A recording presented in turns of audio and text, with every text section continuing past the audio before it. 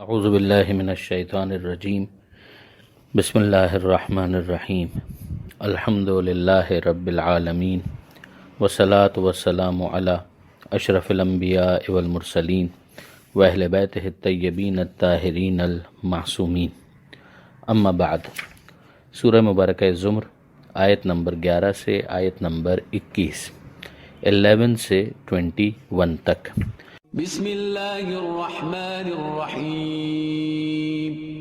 قل انی امرت ان اعبد اللہ مخلصا له الدین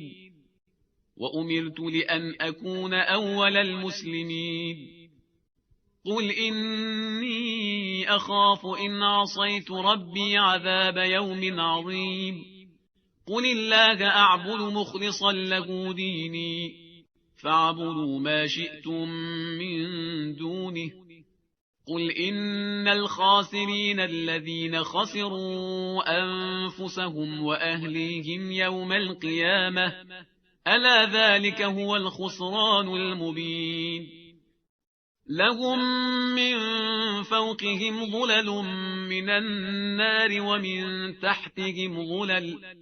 ذلك يخوف الله به عباده يا عباد فاتقون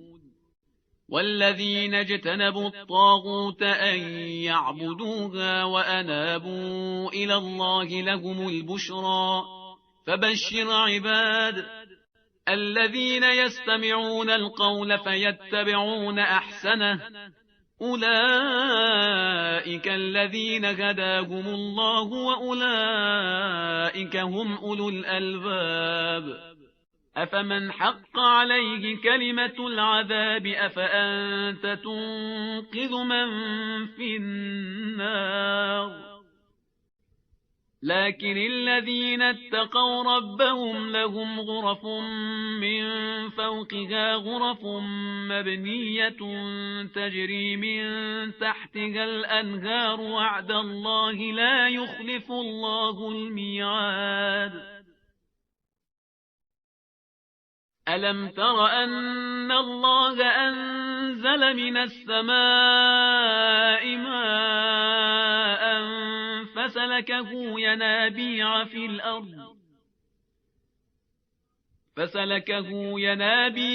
الأرض ثم يخرج به زرعا مختلفا ألوانه ثم يهيج فتراه مصفرا ثم يجعله حطاما إن في ذلك لذكرى لأولي الألباب۔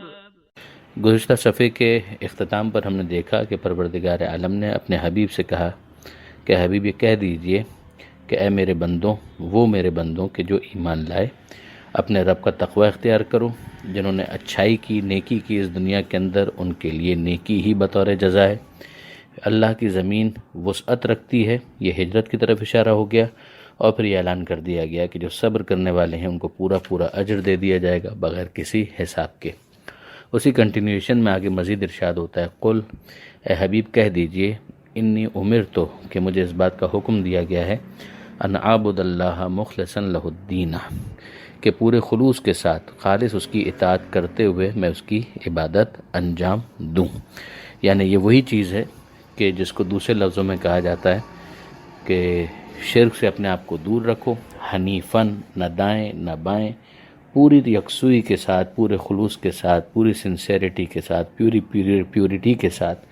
معبود صرف اور صرف اللہ ہے، اس کی عبادت کرو۔ وَأُمِرْتُ اور مجھے حکم دیا گیا ہے لِأَنْ أَكُونَ أَوَّلَ الْمُسْلِمِينَ کہ میں پہلا مسلمان رہوں۔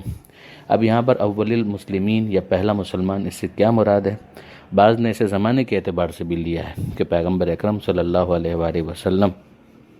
کہ جب ان کا مرتبہ وہ ہے کہ جو خود ان کی زبانی احادیث کے اندر آیا ہے کہ کنت نبیا و آدم و بین الماء والطین کہ میں اس وقت بھی نبی تھا جب آدم مٹی اور پانی کے درمیان تھے، تو ظاہر ہے کہ اس وقت بھی تھے، تو اس سے پہلے کتنا زمانے کے اعتبار سے وہ نبوت چل رہی ہوگی، اور پھر اسلام کا کیا مطلب ہے اس کے اندر۔ لیکن اتنا طے ہے کہ ایک زمانی اعتبار سے بھی دیکھا جائے تو اس دنیا کے آغاز سے بھی پہلے پیغمبر اکرم سر تسلیم خم کیے ہوئے تھے پروردگار عالم کی رضا کے سامنے، اور یہ گویا ان کے وجود کے ساتھ ہی تھا۔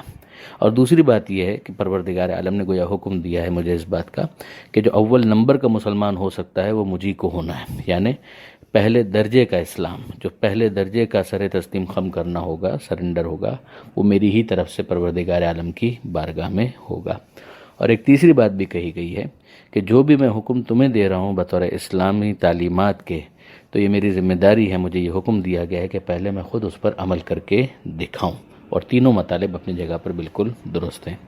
قل، اے حبیب کہہ دیجئے، انی اخاف ہو کہ مجھے اس بات کا خوف ہے، ان عصیت ربی کہ اگر میں اپنے رب کی معصیت کروں، نافرمانی کروں، عذاب یوم عظیم تو اس عظیم دن کے عذاب کا مجھے خوف ہے۔ یہ اگر آپ دیکھیں وہی اف سینیریو کے اوپر ہے کہ اگر کے اندر بڑی وسعت ہوتی ہے کہ ایک محال کو بھی فرض کیا جا سکتا ہے، تو پیغمبر اکرم صلی اللہ علیہ وآلہ وسلم جو اول درجے کے مسلم ہیں، پورے خلوص کے ساتھ عبادت کرنے والے ہیں، تو معصیت کا امکان کہاں ہے؟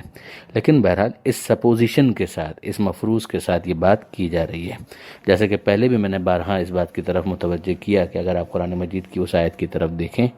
کہ لو کان فیہما آلہۃ الا اللہ لفسدتا، کہ اگر اللہ کے علاوہ کوئی دوسرا خدا بھی ہوتا تو فساد مچ جاتا ہر جگہ، لیکن یہ کہ کیا اللہ کے سوا کوئی دوسرا خدا ہے؟ یہ ایک اف سینیریو کے اوپر گفتگو ہو رہی ہے کہ تم سمجھو کہ جب میں اتنا خوفزدہ ہوں اپنے پروردگار عالم کی مفروض معصیت سے، تو تمہیں کتنا خوفزدہ ہونا چاہیے۔ قل اللہ اعبد مخلصا لہ دینی، اے حبیب کہہ دیجئے کہ میں تو اپنے پورے خلوص کے ساتھ عبادت پر معمور ہوں، اور میں عبادت کر رہا ہوں پورے خلوص کے ساتھ، اطاعت کے ساتھ اپنے پروردگار کی۔ فاعبدوا ما شئتم من دونہ، اب تمہاری مرضی ہے، تم جس کی خدا کو چھوڑ کر عبادت کرنا چاہو عبادت کرو، یعنی اگر تم میری بات نہیں ماننا چاہتے تو ٹھیک ہے، پھر اپنے حال پہ رہو، اور پھر اس کے بعد جو اس کے نتائج ہوں گے، کانسیکوینسز ہوں گے، ریپرکشنز ہوں گے، وہ تمہیں فیس کرنا پڑیں گے۔ قل، اے حبیب کہہ دیجئے، ان الخاسرین الذین خسروا انفسهم واہلیہم یوم القیامہ، اے حبیب کہہ دیجئے کہ سب سے زیادہ خسارے میں تو وہ ہیں، خسارہ تو صحیح معنوں میں ان لوگوں کا خسارہ ہے کہ جو اپنے آپ کو خسارے میں رکھیں اور اپنے گھر والوں کو خسارے میں رکھیں قیامت کے دن، یعنی ایسا کچھ کریں دنیا کے اندر کہ وہاں پر ان کا خسارہ نمایاں ہو جائے۔ اور اس سے بچنے کی سبیل وہی ہے کہ جو سورہ والعصر کے اندر بیان کی گئی ہے، ایمان، اعمال صالحہ، اور پھر اس کے بعد تواصوا بالحق و تواصوا بالصبر۔ تو حق کا پیغام انسان سب سے پہلے تو اپنے گھر والوں کو پہنچائے، صبر کا پیغام سب سے پہلے تو اپنے گھر والوں کو پہنچائے۔ پروردگار عالم نے یہاں پر بہت واضح طور پر سمجھا دیا کہ صحیح معنوں میں خسارہ تو وہ خسارہ ہے جو قیامت کے دن انسان کے لیے نظر آئے گا، اور جس کی بنیاد اسی دنیا کے اندر اگر کوئی رکھ دے، اپنے آپ کو بھی خسارے میں ڈال دے، اپنے گھر والوں کو بھی۔ الا ذالک هو الخسران المبین، آگاہ ہو جاؤ کہ یہی کھلا ہوا خسارہ ہے، یہی کھلا ہوا نقصان ہے۔ وہاں کی بیلنس شیٹ کے اندر اگر لاس ڈکلیئر ہو گیا تو یہ کھلا ہوا نقصان ہے۔ لہم من فوقہم ظلل من النار،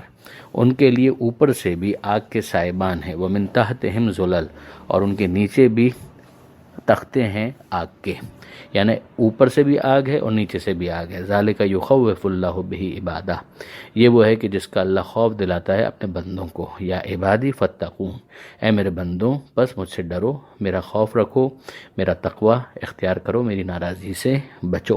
اب یہ جو یہاں پر منظر کشی کی گئی ہے، تھوڑی دیر کے بعد ہم دیکھیں گے کہ اہل جنت کی بالکل ایک سائملٹینیس کانٹراسٹ کی صورت میں منظر کشی وہاں پر نظر آئے گی۔ ارشاد ہوتا ہے والذین اجتنبوا الطاغوت ان یعبدوها، وہ کہ جنہوں نے طاغوت سے اپنے آپ کو بچایا، باطل معبودوں سے۔ طاغوت یعنی جنہوں نے سرکشی کی، جن کے بارے میں سرکشی کی گئی، یہ بھی درست ہے، اس لیے کہ بتوں کے بارے میں بت پرستوں نے سرکشی کی ہے، بتوں کے پاس تو اتنا شعور بھی نہیں ہے، لیکن جیسے مثلا فرعون ہے، تو فرعون تو خود بھی سرکش ہے، اور جو اس کی عبادت کر رہے ہیں وہ بھی سرکشی کر رہے ہیں۔ تو طاغوت کی عبادت سے جنہوں نے اپنے آپ کو بچایا، ان یعبدوها وانابوا الی اللہ لہم البشریٰ، اور اللہ سے انہوں نے لو لگائی تو ان کے لیے خوشخبری ہے۔ اب اس کے بعد پروردگار عالم گویا یہ سمجھانا چاہتا ہے کہ یہ کرے گا کون؟ یہ وہ میرے بندے کریں گے۔ فبشر عباد الذین یستمعون القول، کہ بشارت دے دیجئے، خوشخبری دے دیجئے میرے ان بندوں کو، یستمعون القول، کہ جو باتوں کو سنتے ہیں بہت توجہ کے ساتھ۔ یہ نوٹ کرنے والی بات ہے کہ استماع، سماع نہیں کہا یہاں پر، یستمعون، استماع یعنی بہت توجہ کے ساتھ سنتے ہیں، یعنی لسننگ اور ہیئرنگ کے اندر جو فرق ہے تقریباً وہ والا فرق کہ یہ بڑی توجہ کے ساتھ بات کو سنتے ہیں، یہ فقط ذات کو نہیں دیکھتے، بات کو دیکھتے ہیں، اس بات کو سنتے ہیں۔ وَيَتَّبِعُونَ أَحْسَنَهُ، اور جب مختلف باتیں ان کے سامنے آتی ہیں تو ان کے اندر اتنا حوصلہ ہوتا ہے کہ سننے کے بعد انالائز کریں اور جج کریں کہ ان میں سے بہترین بات کون سی ہے۔ پھر وہ اس کا اتباع بھی کرتے ہیں، یعنی جان لی انہوں نے یہ بات کہ یہ بہترین بات ہے، تو بہترین بات کے بہترین ہونے پر کنونس ہونے کے بعد پھر وہ اس کو اپنے لیے مقتدا بناتے ہیں، اپنے لیے وہ گائیڈ لائن قرار دیتے ہیں اور پھر اس کو فالو کرنا شروع کرتے ہیں۔ اولئک الذین ھداھم اللہ، یہ وہ لوگ ہیں کہ جن کی اللہ نے ہدایت کر دی ہے، وَأُولَئِكَ هُمْ أُولُو الْأَلْبَابِ، اور یہ ہیں صاحبان عقل، اور واقعاً انہی کو صاحبان عقل کہنا بھی چاہیے کہ جن میں اتنا حوصلہ ہے، یہ طاغوت کی عبادت سے انکار کرتے ہیں، اللہ سے لو لگاتے ہیں، ان کے لیے خوشخبری ہے۔ اور پھر اس کے بعد پروردگار عالم نے یہ سمجھا دیا کہ یہ وہ افراد ہیں کہ جو میرے بندے ہیں، بندگی کے لیے آمادہ ہیں، باتوں کو سنتے ہیں، بہترین کا انتخاب کرتے ہیں، ان کی ہدایت کی گویا خدا کی طرف سے گارنٹی ہے، سرٹیفائیڈ ہے، اور یہ لوگ صاحبان عقل ہے۔ بہت قیمتی آیت ہے جس کے ذریعے سے عقل کی حجیت کو اس بات کیا جاتا ہے اور بالکل درست طور پر کیا جاتا ہے کہ اگر عقل ہی کو آپ مائنس کر دیں گے تو آپ کسی ایتھیسٹ سے کس بنیاد پر گفتگو کریں گے، کسی ملحد سے، کسی منکر خدا سے آپ کس بنیاد پر گفتگو کریں گے؟ ظاہر ہے کہ وہ کوئی ٹرانسکرپٹ، کوئی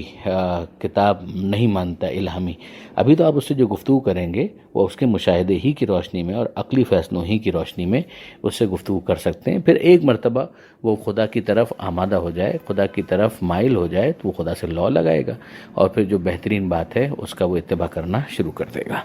افمن حق علیہ کلمۃ العذاب، کیا وہ کہ جس کے اوپر عذاب کا کلمہ ثابت ہو چکا ہے، افانت تنقذ من فی النار، تو کیا آپ اس کو بچا سکتے ہیں کہ جو خود آگ میں ہے؟ یعنی اب اس کے مقابلے پر اگر آپ دیکھیں، ایک وہ شخص ہے کہ جو سننے ہی کے لیے تیار نہیں ہے، جس کے پاس اتنا سینس ہی نہیں ہے کہ وہ اپنا حوصلہ اتنا پیدا کر سکے، تو یہ پری ریکویزٹ ہی جب مائنس ہو گیا تو گویا اس کے اوپر کلمہ عذاب ثابت ہو گیا۔ تو اے حبیب، پھر آپ کو دل جلانے کی ضرورت نہیں ہے، آپ کو خواہ ان کے پیچھے گھلنے کی ضرورت نہیں ہے اس غم میں کہ یہ لوگ ہدایت کیوں قبول نہیں کرتے۔ یہ خود اگر جہنم میں جانا چاہتے ہیں تو پھر یہ ان کا اپنا چوائس ہے۔ لیکن الذین اتقوا ربہم، ہاں لیکن وہ کہ جنہوں نے اپنے رب کا تقوی اختیار کیا، اپنے رب کی ناراضی سے بچتے رہے، لہم غرف من فوقہا، ان کے لیے بالا خانے ہیں، من فوقہا غرفن، اور ایسے بالا خانے ہیں کہ جن کے اوپر پھر مزید بالا خانے ہیں، یعنی زمین سے اٹھے ہوئے گھر ان کے لیے ہیں، محلات ہیں جن کے اوپر مزید کمرے موجود ہیں، مبنیہ تجری من تحتہا الانہار، اور جس کے نیچے سے نہریں بہہ رہی ہیں۔ یعنی یہ جو منظر کشی ہے اس سے پہلے ہم دیکھ چکے ہیں کہ یہ کہا گیا اوپر سے بھی آ گیا اور نیچے سے بھی آ گیا، وہ کہ جنہیں جہنم کے اندر ڈالا جا رہا ہے معاذ اللہ۔ اور یہاں پر پروردگار عالم فرما رہا ہے کہ ان کے لیے بالا خانے ہیں اور ان کے اوپر مزید بالا خانے ہیں اور نیچے سے نہریں بہہ رہی ہیں۔ یعنی یہ منظر کتنا حسین ہوگا۔ ہم جانتے ہیں کہ اگر تھوڑا اوپر سے دیکھنے کا موقع ملے تو نیچے جو ہریالی ہے یا بہتا ہوا پانی ہے یا جو آبشار ہے وہ کتنا اچھا لگتا ہے۔ پروردگار عالم فرماتا ہے کہ یہ ہے وعد اللہ، اللہ کا وعدہ، لا یخلف اللہ المیعاد، اللہ اپنے وعدے کی خلاف ورزی ہرگز نہیں کرتا۔ علم ترا، کہ تم نے نہیں دیکھا، ان اللہ انزل من السماء ماء، اب واپس گویا دنیا کے اندر جو افراد موجود ہیں ان کو پروردگار عالم اپنی نشانیوں کی طرف متوجہ کر رہا ہے، اور جو اس کے اندر تنوع اور ڈائیورسٹی ہے، جو مراحل ہیں جن سے وہ گزرتا ہے، اس کی طرف متوجہ کیا جا رہا ہے کہ علم ترا، کیا تم نے نہیں دیکھا، ان اللہ انزل من السماء ماء، کہ اللہ نے آسمان سے پانی کو نازل کیا، فسلکہ، اور پھر اسے روانہ کر دیا، اس کو چلا دیا، ینابیع،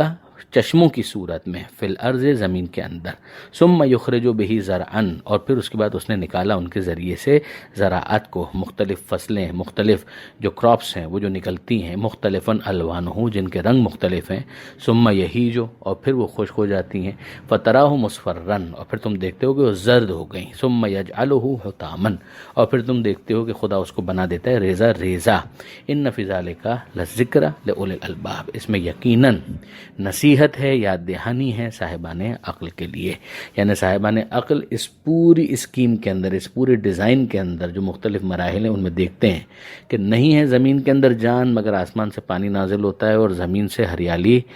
ظاہر ہو جاتی ہے، اور پھر اس کے بعد مختلف رنگوں سے وہ زمین کی زینت میں اضافے کا باعث بنتی ہے، مگر کیا یہ ہمیشہ رہتی ہے؟ نہیں، ایسا نہیں ہوتا، یہ خشکی کی طرف جاتی ہیں، زرد پڑ جاتی ہیں، کٹی پھٹی ہو جاتی ہیں۔ یہ سب کون کرتا ہے؟ خدا کرتا ہے۔ اس میں نصیحت ہے، یاد دہانی ہے، تو کس کے لیے؟ صاحبان عقل کے لیے۔ اور کیا یاد دہانی ہے؟ نمبر ایک کہ پروردگار جس نے یہ سب کچھ کیا ہے وہ خالق بھی ہے اور وہ قادر بھی ہے۔ دوسری یاد دہانی اس کے اندر یہ ہے کہ دیکھو جس طرح سے یہ مختلف مراحل کو طے کر کے